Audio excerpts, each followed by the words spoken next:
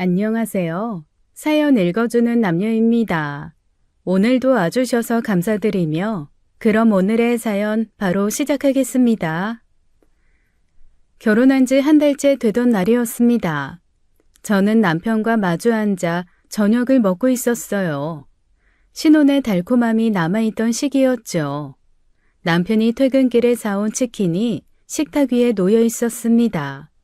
저희는 맥주 한 캔씩을 따며 하루 일과를 이야기하고 있었어요. 그때였습니다. 남편 휴대폰이 울렸어요. 화면을 보니 어머니라고 떠 있었죠. 남편은 전화를 받더니 잠시 말없이 듣기만 했습니다. 그러더니 잠깐만요 라고 하며 거실로 나갔어요. 저는 혼자 남아 치킨을 뜯으며 기다렸습니다. 5분쯤 지났을까요? 남편이 거실에서 돌아왔어요. 남편이 심각했어요. 웃던 얼굴이 온데간데 없이 사라져 있었죠. 뭔가 안 좋은 일이 생긴 게 분명했습니다. 저는 젓가락을 내려놓고 남편을 바라봤어요. 무슨 일 있어? 어머니 괜찮으셔? 어머니가 있잖아. 이번 달 생활이 좀 어렵다고 하시네. 집에 보일러가 고장나서 수리비가 들어갔대. 그것도 그렇고 요즘 병원도 다니시는데 병원비까지 나가니까 생활비가 빠듯하시나 봐. 그래서 그게 이번 달만 좀 도와드리면 안 될까? 남편의 목소리가 점점 작아졌습니다. 저를 보는 눈빛이 조심스러웠어요. 결혼한 지 한 달밖에 안 됐는데 벌써 돈 이야기를 꺼내는 게 미안한 듯 했죠. 저는 고개를 끄덕였습니다. 시어머니는 남편 고향인 시골에서 혼자 사셨어요. 남편 아버지는 남편이 대학생 때 돌아가셨다고 들었습니다. 그러니 갑작스러운 지출이 생기면 당연히 어려우실 거였어요. 당연히 도와드려야지. 어머니 혼자 사시는데 보일러 고장나면 얼마나 불편하셔? 게다가 아프시기까지 하시면 병원비도 들어가는 거 당연한 거고. 그게 미안해. 결혼한 지 얼마나 됐다고 벌써 이런 부탁을 하게 되네. 어머니도 되게 조심스러워 하시더라. 나한테 말씀하시는 것도 한참을 망설이신 것 같아. 저는 남편 손을 잡았습니다. 왜 미안해해. 연세 있으신 부모님 병원비나 집 수리비 같은 거 자식들이 해드리는 거 당연한 거잖아. 그게 자식된 도리지. 나도 우리 엄마 아프시면 당연히 병원비 내가 낼 거야. 남편의 얼굴에 안도하는 기색이 떠올랐습니다. 어깨에 잔뜩 힘이 들어가 있던 게 스르르 풀리는 게 보였어요. 고마워. 정말 고마워. 당신 만나서 내가 복 받은 거야. 어머니한테 내가 잘 말씀드릴게. 얼마 정도 보내드리면 될까? 100만 원 정도면 괜찮지 않을까? 보일러 수리비랑 병원비 쓰시면 될 것 같은데. 그래, 그 정도면 되겠다. 그날 저녁 저희는 시어머니께 100만 원을 보내드렸습니다. 남편이 송금을 마치자마자 시어머니에게서 전화가 왔어요. 남편은 전화를 받더니 괜찮다고 아프지 마시라고 말했습니다. 통화를 마친 남편이 저를 보며 말했어요. 어머니가 당신한테도 정말 고맙다고 하래. 며느리 복 받았다고 그러시네. 내가 뭘 당연한 거 한 건데. 그나저나 어머니 편찮으신데 가봐야 하지 않겠어? 그래, 내가 다시 연락드려 볼게. 저는 그렇게 마음을 가볍게 먹었습니다. 누구나 살다 보면 갑작스러운 일이 생기는 법이니까요. 일시적인 도움이라고 생각했어요. 그때만 해도 이게 시작일 줄은 꿈에도 몰랐습니다. 한 달이 지났어요. 저는 퇴근 후 집에서 쉬고 있었어요. 그때 시어머니에게서 전화가 왔습니다. 어머니 안녕하세요. 어디 편찮으신 데는 없으세요? 지우야, 나 괜찮아.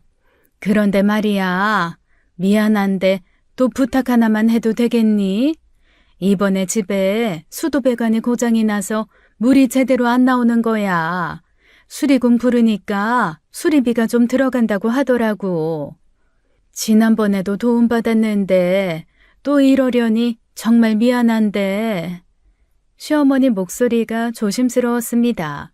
저는 순간 멈칫했어요. 지난달에도 100만 원을 보내드렸는데 이번 달에도 또 돈이 필요하다는 말씀이셨죠. 2달 연속이라 솔직히 조금 부담스러웠습니다. 하지만 시골에서 혼자 사시는 시어머니를 생각하니 걱정이 앞섰어요.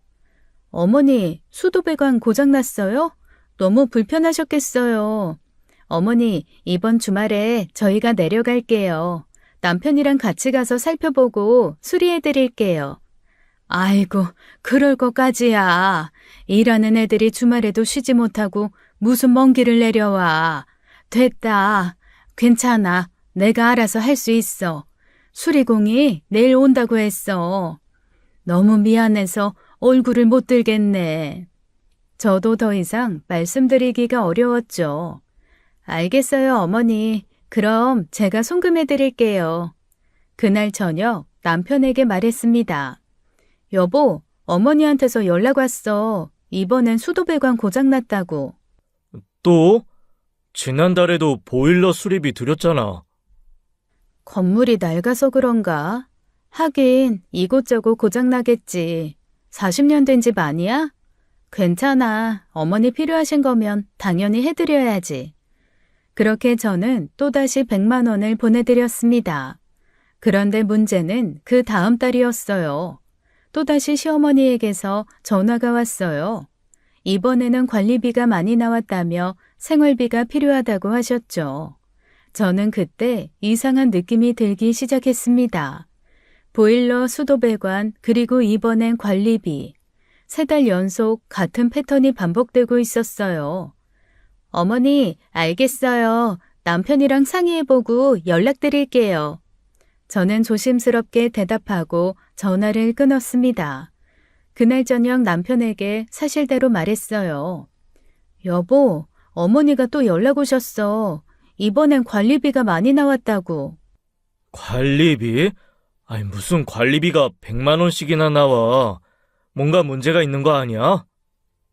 남편은 바로 시어머니에게 전화를 걸었어요. 어머니, 관리비가 100만 원이나 나왔어요? 그럼 뭔가 문제가 있는 거예요. 이번 주말에 제가 내려가서 직접 확인해 드릴게요. 잠시 침묵이 흘렀습니다. 그러더니 시어머니 목소리가 들렸어요. 아니야, 현서가. 사실 관리비만이 아니라 내가 생활비가 좀 부족한 거야. 연금으로는 생활하기가 빠듯해서. 괜찮아. 내가 알아서 할게. 어머니, 그럼 미리 말씀하시지. 됐다, 현서가. 괜찮다. 미안하다. 그럼 쉬어라.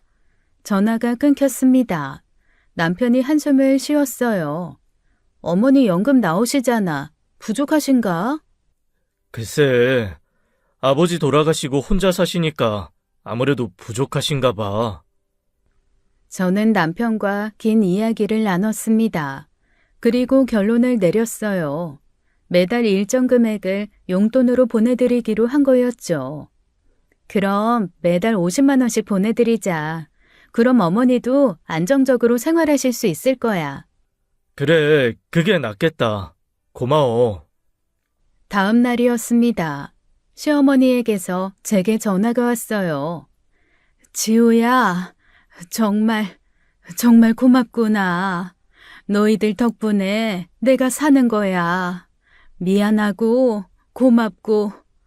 시어머니 목소리가 울먹였습니다. 저는 오히려 죄송스러워졌어요. 더 일찍 이렇게 하지 못한 게 죄송했죠. 아니에요, 어머니. 편하게 지내세요. 하지만 그때만 해도 저는 몰랐습니다. 이것이 진짜 시작이라는 것을요. 그렇게 매달 50만 원씩 용돈을 보내드리며 몇 달이 흘러갔습니다. 어느덧 추석이 다가왔어요. 추석 2주 전이었죠. 시어머니에게서 전화가 왔습니다. 지우야, 있잖아. 올해 명절은 우리 집에서 친척들이 다 모이기로 했어. 큰 집, 작은 집 다 오기로 했거든. 그래서 음식을 많이 준비해야 하는데 준비 비용이 좀 필요해서 그러는데. 어머니, 그럼 얼마 정도 필요하세요? 500만 원 정도면 될 것 같다. 저는 깜짝 놀랐습니다. 500만 원이라뇨. 어머니, 500만 원이요? 음식을 얼마나 많이 준비하시려고 그렇게 큰 돈이 필요하세요? 아이고, 지우야, 이것저것 준비할 게 많단다. 친척들도 많이 오고 그러니까. 저는 당황스러웠습니다. 명절 음식 준비에 500만 원이라는 게 이해가 안 됐어요.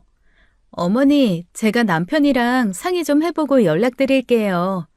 그래, 알았어. 그날 저녁 남편이 퇴근하자마자 말했습니다. 여보, 어머니가 추석 준비 비용으로 500만 원이 필요하시대. 뭐? 500만 원? 아유, 친척들이 얼마나 온다고. 뭐 소라도 몇 마리 잡으신대? 나도 놀랐어. 큰 집, 작은 집 다 모인다고 하시던데? 그래도 500만 원은 너무 과한데.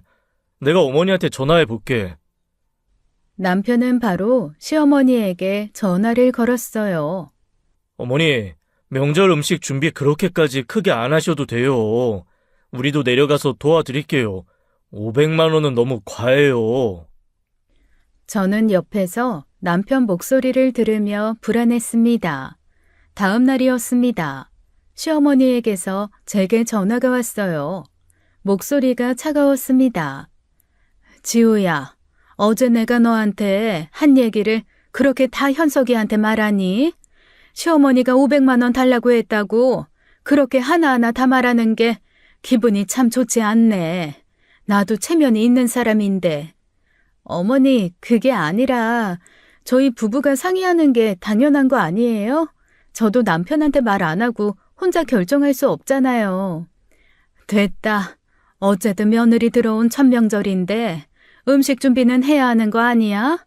아무튼 500만 원은 꼭 필요해. 내가 너 생각해서 준비하는 건데. 저는 한숨이 나왔습니다. 어머니, 호텔 뷔페에서 해도 그 정도 돈은 안 나와요. 조금만 하시면 안 될까요? 제가 명절 전날 내려가서 어머니랑 같이 음식 만들게요. 제가 준비할 수 있는 것도 준비해 갈게요. 에휴, 알았다. 전화가 끊겼습니다. 저는 불안한 마음이 들었어요. 시어머니 목소리가 너무 차갑게 느껴졌거든요. 그날 저녁이었습니다. 남편이 퇴근을 하더니 심각한 표정으로 말했어요. 여보, 어머니한테 전화 왔었어. 추석 모임 취소했대. 우리 시골에 내려오지 말래. 뭐? 갑자기? 일방적으로 통보하시고 전화 끊으셨어. 저는 어이가 없었습니다. 500만 원을 안 해준다고 지금 시어머니가 시위를 하고 계신 거였어요. 추석 명절 모임을 취소하고 우리 보고 오지 말라고요. 저는 남편을 바라봤습니다. 남편도 당황한 표정이었어요. 이게 무슨 일이야? 왜 이러시지? 저도 말문이 막혔습니다. 시어머니의 반응이 이해가 안 됐어요. 다음 날 아침이었습니다. 저는 시어머니에게 전화를 걸었어요. 용기를 내서 말을 꺼냈죠. 어머니, 저희 추석에 찾아뵐게요. 제가 음식 준비 도와드릴게요. 아니야, 오지 마. 나 친구들이랑 여행 가기로 했다. 추석에 집 비울 거야. 어머니. 됐다니까? 끊을게. 전화가 뚝 끊겼습니다. 저는 허탈했어요. 남편도 이번 추석에는 시댁에 가지 말자고 하더라고요. 그래서 추석 전날 친정에 가서 하루 자고 오기로 했습니다. 추석 전날 저희는 친정으로 향했어요. 친정엄마는 반갑게 맞아주셨어요. 저는 엄마와 함께 부엌에서 음식을 준비했습니다. 전을 부치고 나물을 무치며 시간을 보냈어요. 그때 친정엄마가 물으셨습니다.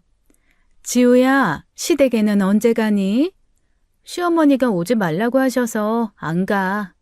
뭐? 추석인데 오지 말라고? 무슨 일 있니? 저는 대충 둘러댔습니다. 친정엄마를 걱정시키고 싶지 않았거든요. 아니야, 어머님 친구분들이랑 여행 가신대. 그래도 그렇지. 며느리들인 첫 추석인데. 친정엄마 목소리에 서운함이 묻어났습니다. 저는 괜찮다고 웃으며 말했어요. 추석 당일 아침이었습니다. 저는 남편을 깨웠어요. 밤에 생각해봤는데 이건 아닌 것 같았거든요. 여보, 우리 시댁 가자. 이렇게 있으니까 마음이 편하지가 않아. 그래? 근데 어머니가 오지 말래서. 그래도 한번 전화해봐. 정말 집에 안 계시는지. 남편은 시어머니에게 전화를 걸었습니다. 시어머니는 전화를 받으셨어요. 집에 계셨던 거죠. 어머니, 저희 지금 갈게요. 오지 말랬잖아. 그래도 추석인데 어떻게 안 가요? 금방 갈게요. 저희는 서둘러 시댁으로 향했습니다. 시댁 문을 열고 들어가니 시어머니가 거실에 앉아 계셨어요. 저희를 보시더니 고개를 돌리셨습니다. 완전히 삐지신 거였죠. 어머니 안녕하세요. 추석인데 어떻게 저희가 안 와요? 제가 음식 할게요. 시어머니는 대답도 안 하셨습니다. 저는 부엌으로 가서 음식을 준비하기 시작했어요. 남편도 함께 도왔죠. 시어머니는 거실에서 텔레비전만 보고 계셨습니다. 하지만 저희가 음식을 차려놓으니 식탁으로 오셨어요. 말씀은 안 하시지만 표정이 조금 풀리신 것 같았습니다. 저희가 온 게 싫지는 않으신 듯 했어요. 그날 밤 저희는 시댁에서 잤습니다. 다음 날 아침 돌아갈 준비를 하며 저는 용기를 냈어요. 어머니, 혹시 돈이 크게 필요하신 일이라도 있으세요? 있으시면 말씀하세요. 저희가 도와드릴게요. 무슨 소리야? 그런 거 없어. 왜 자꾸 그런 소리를 하는 거니? 시어머니가 펄쩍 뜨셨습니다. 저는 그냥 여쭤본 거라고 말하고는 시댁을 나섰어요. 집으로 돌아오는 차 안이었습니다. 저는 창밖을 보며 생각했어요.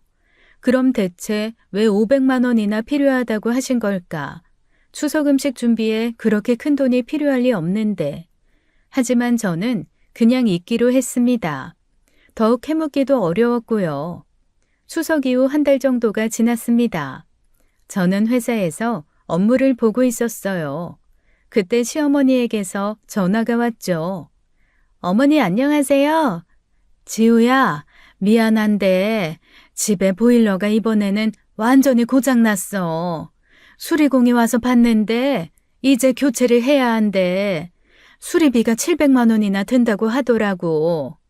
700만 원이라뇨. 그것도 보일러 교체 비용으로요. 어머니, 전에 보일러 수리하지 않으셨어요?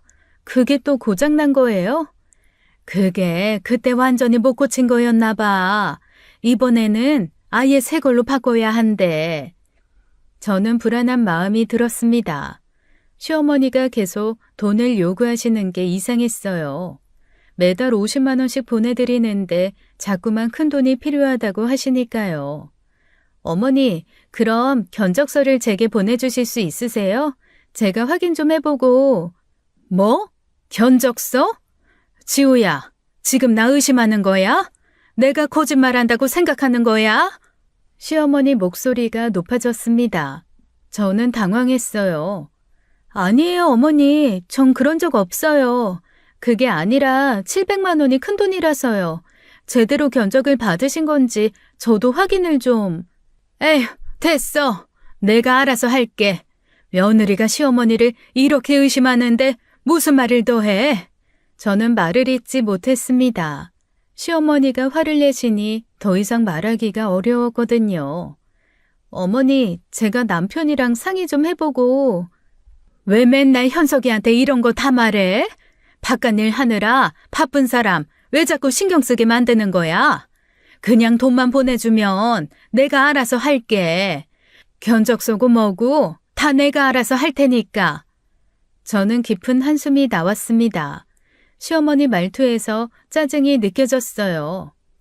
어머니, 제가 여윳돈이 있는지 확인해보고 다시 연락드릴게요. 그래, 알았다. 전화가 끊겼습니다. 저는 책상에 앉아 생각에 잠겼어요. 뭔가 이상했습니다. 시어머니가 다른 일로 돈이 필요해서 거짓말을 하시는 게 아닐까 그런 의심이 들기 시작했죠. 그날 저녁 남편이 퇴근했습니다. 저는 남편에게 오늘 있었던 일을 전부 얘기했어요. 여보, 어머니가 이번엔 보일러 교체 비용으로 700만 원이 필요하시대. 근데 뭔가 이상해. 전에도 보일러 수리했잖아. 그게 또 고장났다는 게 말이 돼? 700만 원? 보일러 교체가 그렇게 비싸나? 그러니까 나도 견적서 보내달라고 했더니 어머니가 화를 내시더라. 자기 의심하냐고. 남편은 심각한 표정을 지었습니다. 이거 이상한데? 내가 어머니한테 전화해 볼게. 저는 남편을 말렸습니다. 안 돼. 당신이 전화하면 어머니 또 나한테 화내실 거야. 내가 당신한테 다 일렀다고 구박하실 게 뻔해. 그럼 어떻게 해? 내가 직접 가볼게. 그럼 주말에 같이 가자. 아니야. 나 내일 바로 갈래. 연차 내고. 만약 진짜 보일러 고장이면 어머니 얼마나 추우시겠어. 벌써 날씨가 이렇게 추운데. 그래도 괜찮아. 걱정 마. 다음 날 아침 저는 연차를 냈습니다. 그리고 시댁으로 향했어요. 차를 몰고 가는 길에 시어머니에게 전화를 걸었습니다. 어머니, 저 지금 어머님 댁으로 가고 있어요. 곧 도착할 거예요. 뭐? 지우야, 갑자기 왜? 오지 않아도 되는데. 시어머니 목소리가 당황한 게 느껴졌습니다. 어머니 추우시잖아요. 제가 가서 확인해 볼게요. 아니야, 괜찮아. 내가 알아서 할 테니까. 어머니, 이미 거의 다 왔어요. 곧 도착해요. 전화를 끊고 저는 시댁에 도착했습니다. 현관문을 열고 들어서는 순간 온몸에 소름이 돋았어요. 집안이 정말 냉골이었거든요. 얼음장 같은 냉기가 온몸을 감쌌죠. 시어머니는 두꺼운 옷을 여러 겹 입고 계셨습니다. 제 얼굴을 보시더니 미안하다는 표정을 지으셨어요. 지우야, 먼 길 오느라 고생했다. 미안해, 보일러를 수리를 못해서. 어머니, 지금 당장 수리공 불러서 견적 받고 바로 고쳐야겠어요. 이렇게 추운 데서 어떻게 지내세요? 아니야, 괜찮아. 내가 직접 부를게. 너는 회사도 바쁜데 신경 쓰지 마. 시어머니가 제 말을 막으셨습니다. 저는 그 순간 이상한 기분이 들었어요. 왜 자꾸 제가 수리공을 부르는 걸 막으시는 걸까요? 어머니, 제가 지금 바로 전화할게요. 저는 휴대폰을 꺼내 수리공을 불렀습니다. 시어머니는 안절부절 못하셨어요. 손을 비비시며 불안한 표정을 지으셨죠. 30분쯤 지나 수리공이 도착했습니다.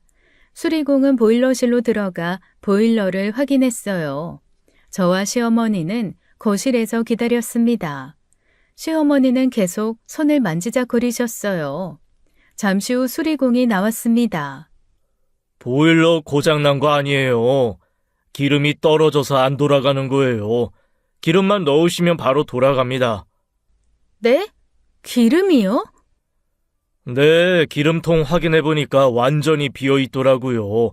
기름 넣으시면 됩니다. 저는 수리공에게 감사 인사를 하고 보냈습니다. 그리고 시어머니를 돌아봤어요. 어머니, 기름이 없어서 그런 거였어요. 왜 기름을 안 넣으셨어요? 그게 나도 고장난 줄 알았지. 시어머니는 말끝을 흐렸습니다. 대답을 제대로 못하셨어요. 저는 더 이상 묻지 않았습니다. 바로 기름 배달 업체에 전화를 걸었어요. 1시간 후 기름이 배달됐습니다. 저는 보일러를 다시 가동시켰어요. 금방 집안에 온기가 돌기 시작했죠. 어머니, 기름 아끼지 마시고 따뜻하게 지내세요. 이렇게 추운 데서 지내시면 안 돼요. 그래, 알았어. 고맙다, 지우야. 저는 시댁을 나섰습니다. 차에 타서 집으로 향하는 길이었어요. 하지만 제 마음은 복잡했습니다. 시어머니가 뭔가 숨기고 계신다는 확신이 들었거든요. 시어머니는 분명 무언가 숨기고 계셨습니다. 저는 집에 도착하자마자 남편에게 전화를 걸었습니다. 남편은 아직 퇴근 전이었어요. 여보, 나 지금 시댁 다녀오는 길이야. 어떻게 됐어? 보일러 정말 고장났어?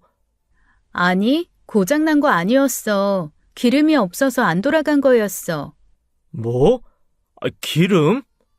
응, 수리공이 확인해 봤는데 보일러는 멀쩡한데 기름통이 비어 있었대. 그래서 기름 넣으니까 바로 돌아가더라고. 그럼 어머니가 거짓말을 하신 거야? 저는 한숨을 쉬었습니다.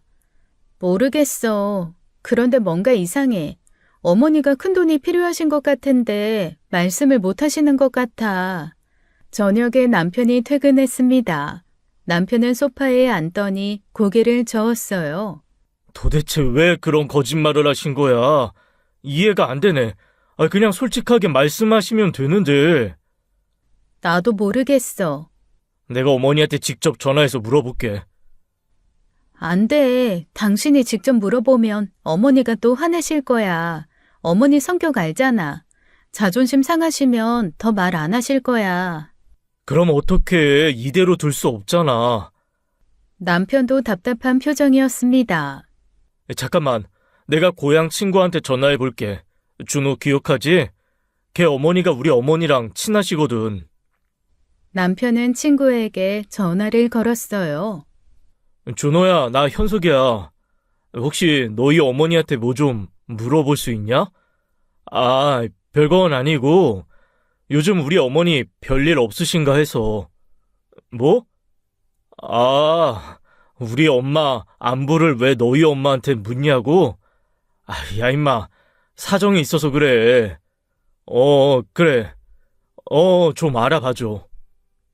친구와 통화를 하더니 남편이 고개를 저었습니다. 준호 어머니가 요즘 대구에 일 때문에 와 계신데, 그래서 고향 소식을 잘 모르신대. 혹시 알게 되면 연락 준다고 하네. 저는 한숨이 나왔습니다. 결국 아무것도 알 수 없었어요. 다음 날이었습니다. 남편과 저는 밤새 고민 끝에 결정을 내렸어요. 역시 직진하는 방법뿐이 없었습니다. 남편이 시어머니에게 직접 전화를 해보기로 한 거였죠. 남편은 아침 출근 전에 시어머니에게 전화를 걸었습니다. 저는 옆에서 남편 통화를 들었어요. 어머니, 저 현석이에요. 어제 지우가 다녀갔잖아요. 수리공이 보니까 보일러는 고장난 게 아니라 기름이 없어서 그랬다던데.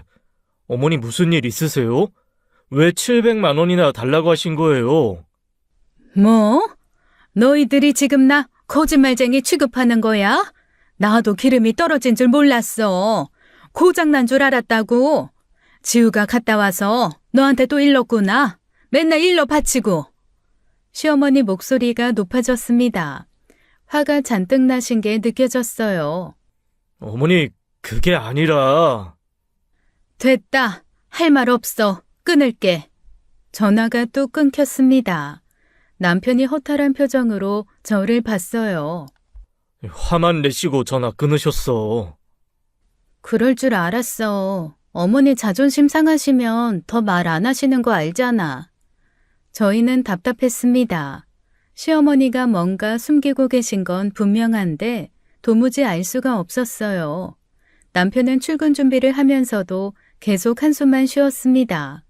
저희는 그저 답답한 마음만 안고 하루를 시작했어요. 그리고 다시 한 달이 지났습니다. 저는 회사에서 점심을 먹고 있었어요. 그때 시어머니에게서 전화가 왔죠. 어머니 안녕하세요. 지우야. 시어머니 목소리가 떨리고 있었습니다. 뭔가 심각한 일이 생긴 게 분명했어요. 지우야, 미안한데 내 친구가 급하게 수술을 해야 한대. 수술비가 없어서 나한테 도와달라고 하는데 그 친구가 나한테는 평생 은인이거든. 내가 힘들 때 많이 도와줬던 친구야. 시어머니 목소리에서 눈물이 느껴졌습니다. 제발 좀 도와줘. 500만 원만 있으면 되는데 그 친구 안 도와주면 내가 평생 후회할 것 같아. 제발. 저는 입술을 깨물었습니다. 시어머니가 우시는 게 느껴졌어요. 하지만 저는 믿을 수가 없었습니다. 보일러 고장, 수도 배관, 명절 음식 비용 모두 거짓말이었거든요. 어머니, 그 친구분이 어디 아프신 건데요? 그게 위암이래. 급하게 수술해야 한대. 어머니, 제가 남편이랑 상의해보고 연락드릴게요. 지우야, 제발 부탁이야. 빨리 좀 해줘. 친구가 정말 급하대. 전화를 끊고 저는 한숨을 쉬었습니다. 바로 남편에게 이야기했어요. 여보, 어머니한테서 또 연락 왔어. 이번엔 친구분 수술비로 500만 원이 필요하시대. 또? 이번엔 무슨 말도 안 되는 핑계야. 남편 목소리에 지친 기색이 역력했습니다. 친구분이 위암 수술 해야 한대. 그 친구가 평생 은인이라시면서 우시더라.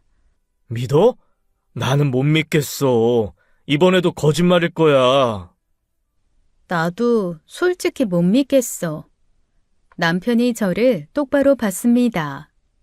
이번엔 우리가 직접 확인해보자.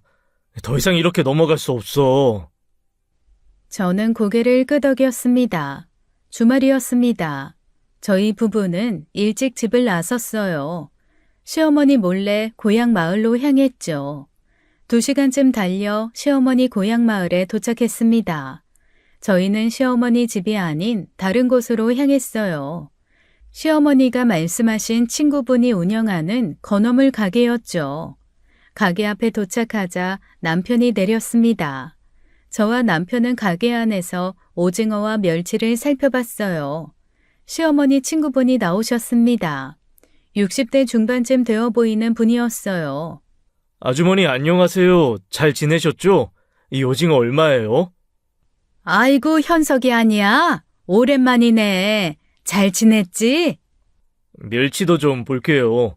이거 국물용으로 괜찮은 거죠? 그럼 좋은 거지. 우리 가게 멸치 다 좋아. 남편은 이것저것 골랐습니다.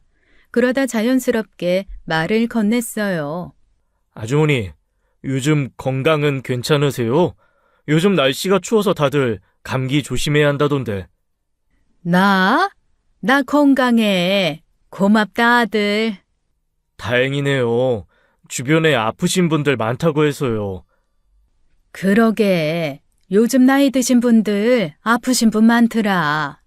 근데 요즘 네 엄마는 어떠니? 내가 걱정이 많이 되는데. 어머니요? 왜요?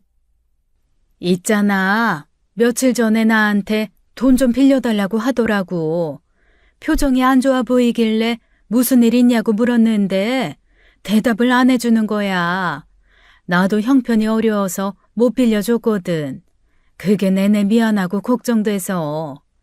남편과 저는 건어물 값을 치르고 가게를 나왔습니다.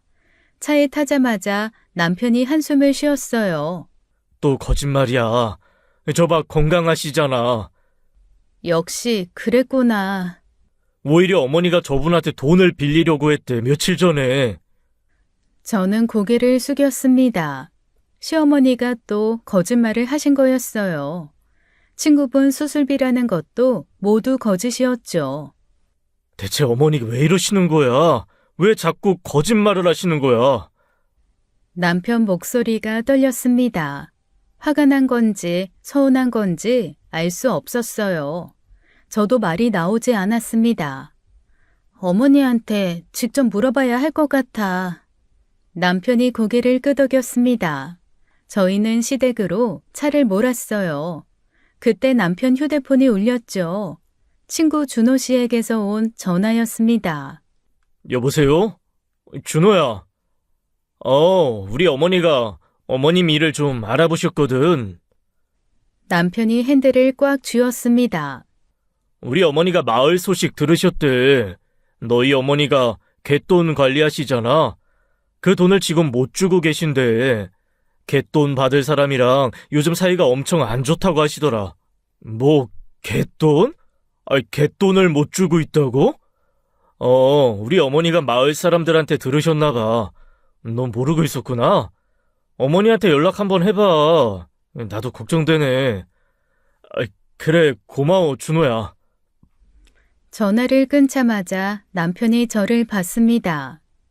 어머니가 갯돈 관리를 하셨는데, 근데 지금 그 돈을 못 주고 계신데, 대체 뭐를 하시는 건지. 갯돈? 그럼 설마... 그래, 어머니가 그 돈 때문에 우리한테 계속 거짓말을 하신 거야. 보일러 고장도 수도 배관도 친구 수술비도 모두 갯돈 때문이었던 거예요. 어머니한테 직접 물어봐야겠어. 남편이 엑셀을 밟았습니다. 저희는 서둘러 시댁으로 향했어요. 가슴이 두근거렸습니다. 시어머니가 대체 무슨 일을 겪고 계신 건지 알 수 없었거든요. 시댁에 도착했습니다. 남편이 초인종을 눌렀어요. 시어머니가 문을 여시고는 저희를 보고 깜짝 놀라셨습니다. 현서가, 지우야, 너희 갑자기 왜? 어머니, 저희 방금 정란 아주머니 가게 다녀왔어요. 시어머니 얼굴이 하얗게 변했습니다. 아주머니 건강하시던데요? 수술 같은 거 없으시던데요? 어머니, 왜 거짓말 하신 거예요? 아니야, 그게 정란이가 아니라 다른 친구야. 내가 말 안 했나? 남편이 크게 한숨을 쉬었습니다. 어머니 지금도 거짓말 하시는 거예요? 언제까지 이러실 거예요? 거짓말 아니야. 다른 친구라니까. 어머니, 갯돈 얘기 다 들었어요. 어머니가 갯돈 관리하시다가 그 돈 못 주고 계신다는 거 다 알아요. 남편 목소리가 떨렸습니다. 화가 나서인지 서운해서인지 목소리에 감정이 섞여 있었어요. 시어머니는 그 자리에 주저앉으셨습니다. 손으로 얼굴을 가리시더니 울음을 터뜨리셨어요.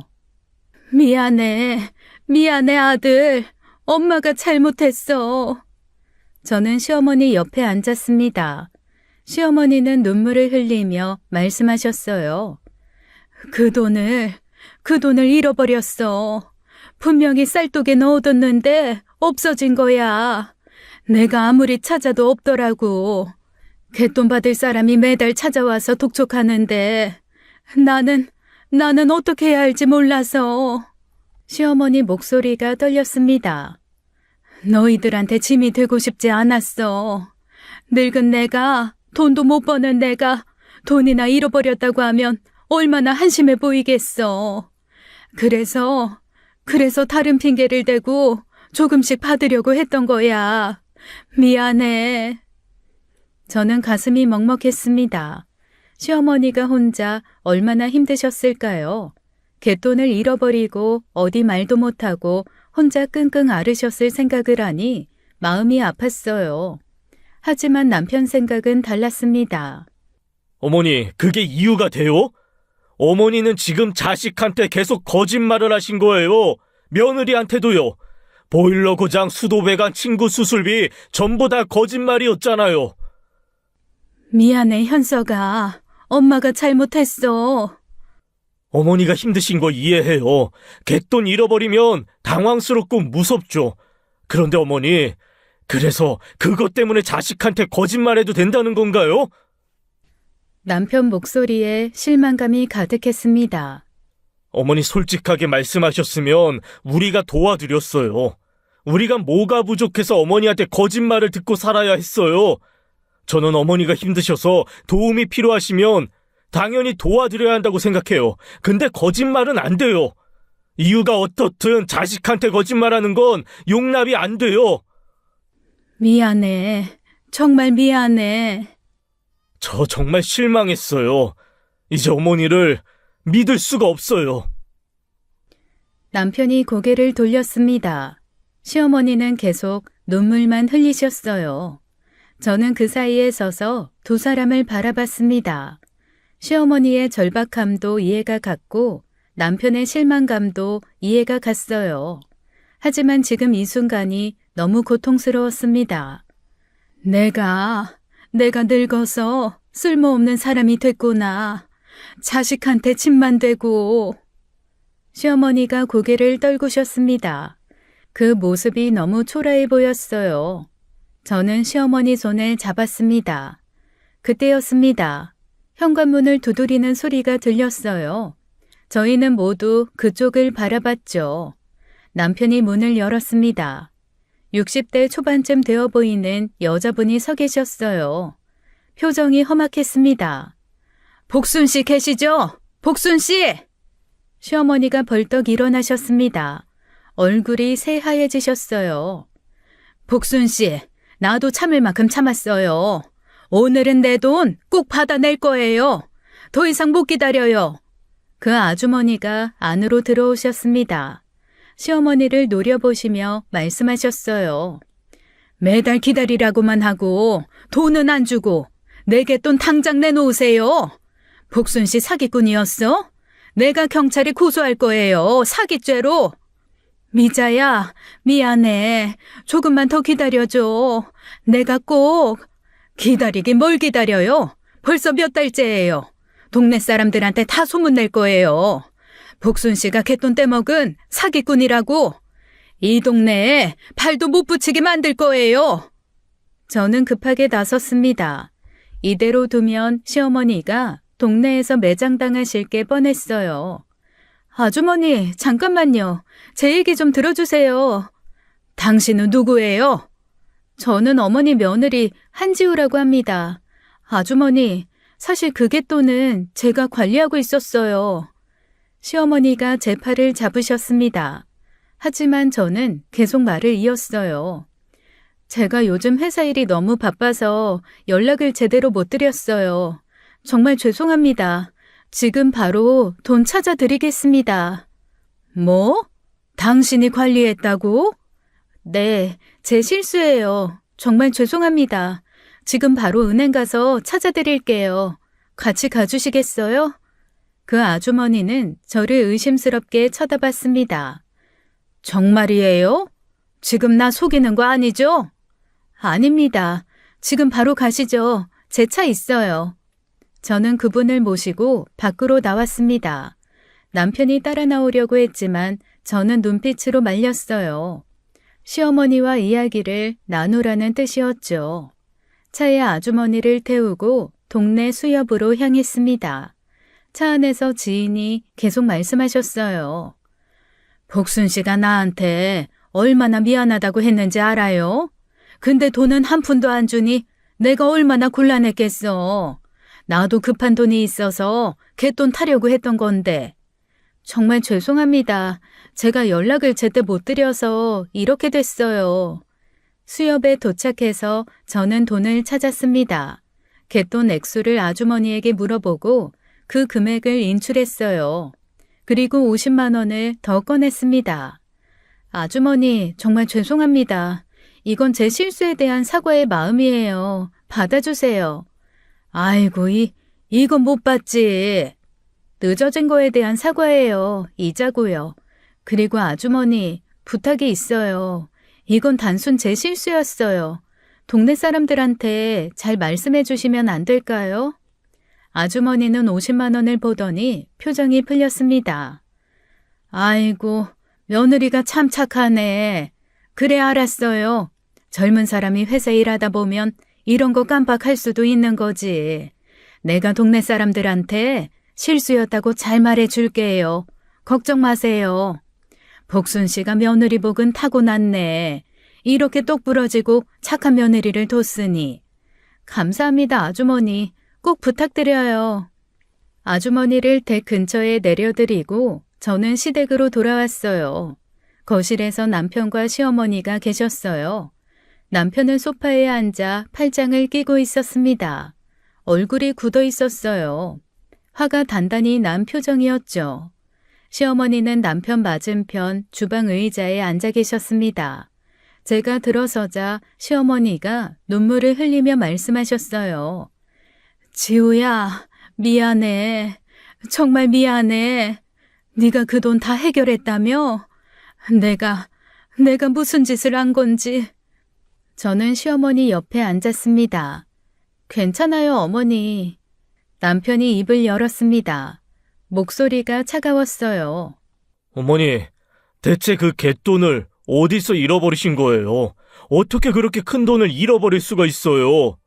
분명히 쌀독에 넣어뒀어. 현금으로 보관하려고. 그런데 어느 날 찾아보니까 없더라고. 내가 미쳐버릴 것 같았어. 집안을 다 뒤져봤는데 없어. 쌀독에요? 어머니, 그런 큰 돈을 왜 은행에 안 넣어두세요? 쌀독에 넣어두시면 어떡해요? 남편 목소리가 높아졌습니다. 저는 남편을 말렸어요. 여보 진정해. 어머니 세대분들은 원래 그래. 갯돈은 현금으로 보관하시는 분들 많아. 세금 문제도 있고 해서. 그래도 그렇지 이건. 남편이 말을 잇지 못하고 고개를 돌렸습니다. 시어머니가 또 눈물을 흘리셨어요. 미안해. 내가 늙어서 그래. 늙으면 죽어야 하는데 내가 자식들한테 짐만 되고 내가 무슨 낯짝으로 너희들을 보겠니. 며느리한테 이런 고생을 시키고 나는 정말. 저는 시어머니 손을 잡았습니다. 어머니, 그런 말씀 마세요. 어머니 짐 아니에요. 아니야, 지우야. 나는 짐이야. 늙은이가 돈도 잃어버리고 자식들한테 거짓말까지 하고 난 사람도 아니다.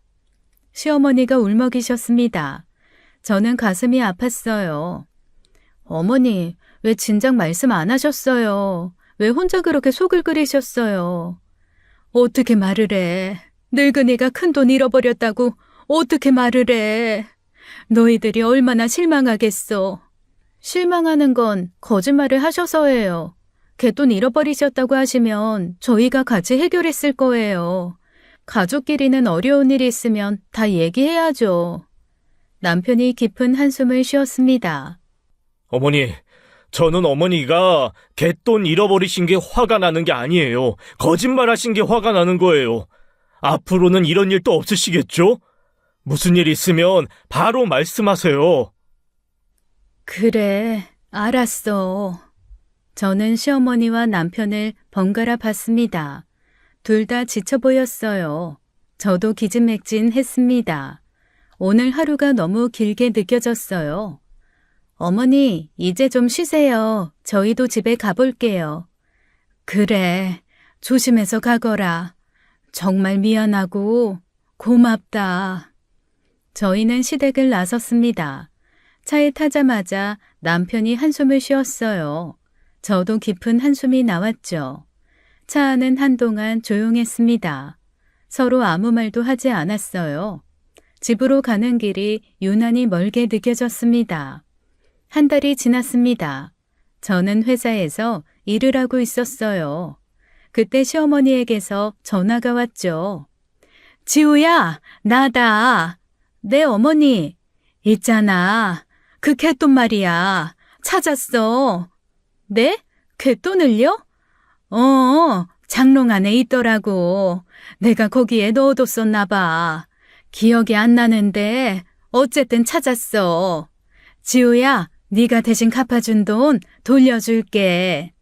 저는 잠시 말을 잇지 못했습니다. 쌀독에 넣었다고 하셨는데 장롱에서 나왔다니요. 어머니 괜찮아요. 그 돈은 어머니 용돈으로 쓰세요. 아니야, 그럴 순 없지. 네가 대신 갚아준 건데. 어머니 정말 괜찮아요. 어머니 쓰세요. 전화를 끊고 저는 자리에 앉았습니다. 이상한 기분이 들었어요. 분명 쌀독에 넣어뒀다고 하셨는데 장롱에서 찾으셨다니. 그것도 한 달이나 지나서요. 저는 불안한 마음이 들었습니다. 혹시 시어머니가 기억력에 문제가 있으신 건 아닐까 그날 저녁 남편에게 말했어요. 여보, 어머니 건강검진 한번 받으시게 하자. 치매 검사도 같이. 치매? 갑자기 왜? 어머니가 갯돈을 쌀독에 넣었다고 하셨잖아. 근데 오늘 전화 오셔서 장롱에서 찾으셨대. 뭔가 이상하지 않아?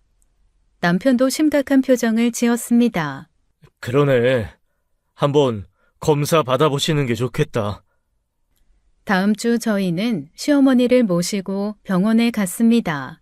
종합검진과 함께 치매 검사도 받으셨어요. 시어머니는 불안한 표정으로 검사를 받으셨죠. 일주일 후 결과가 나왔습니다. 의사 선생님이 저희를 진료실로 부르셨어요. 어머님께서 초기 치매 진단을 받으셨습니다. 경도 인지장애 단계로 보입니다. 남편이 의자에서 벌떡 일어났습니다. 치매요? 아유, 어머니가요? 네, 초기 단계입니다. 기억력 저하와 판단력 저하 증상이 보입니다. 남편이 주저앉았어요. 얼굴이 하얗게 질렸죠. 제가 미리 알아챘어야 했는데, 어머니가 그렇게 이상한 행동을 하셨는데 왜 몰랐을까요? 제가 정말 불효자네요. 남편이 고개를 숙였습니다. 시어머니도 충격을 받으신 표정이었어요. 내가 치매라고? 그래서 내가 갯돈을 어디에 넣었는지도 기억을 못한 거야? 그럴 수 있습니다. 초기 치매 환자분들은 최근 일을 잘 기억 못하시는 경우가 많습니다. 저는 시어머니 손을 잡았습니다. 어머니, 괜찮아요. 초기니까 치료 잘 받으시면 문제 없어요. 약도 드시고 관리 잘 하시면 돼요. 지우야, 나는 이제... 어머니, 걱정 마세요. 저희가 있잖아요. 남편도 눈물을 닦으며 시어머니 손을 잡았습니다. 어머니, 죄송해요. 제가 미리 알아챘어야 했는데. 아니야, 현서가. 네 잘못이 아니야. 저희는 병원을 나왔습니다. 차 안은 조용했어요. 이제야 모든 게 이해가 됐습니다. 시어머니의 이상한 행동들이요. 저는 시어머니 손을 꽉 잡았습니다. 병원 검사 이후 저는 남편과 긴 대화를 나눴습니다. 시어머니를 저희 집으로 모시자고 말했어요. 남편도 동의했죠. 시어머니 혼자 두면 안 될 것 같았습니다. 다음 주말 저희는 시댁으로 향했습니다. 시어머니께 저희와 함께 살자고 말씀드렸어요. 시어머니는 극구 사양하셨습니다. 젊은 부부 생활에 늙은이가 끼면 안 된다고 하셨죠. 불편하게 할 수 없다고 하셨습니다. 저는 그때 임신 사실을 말씀드렸어요. 사실 임신한 지 얼마 안 됐지만 시어머니를 모시기 위한 핑계였습니다.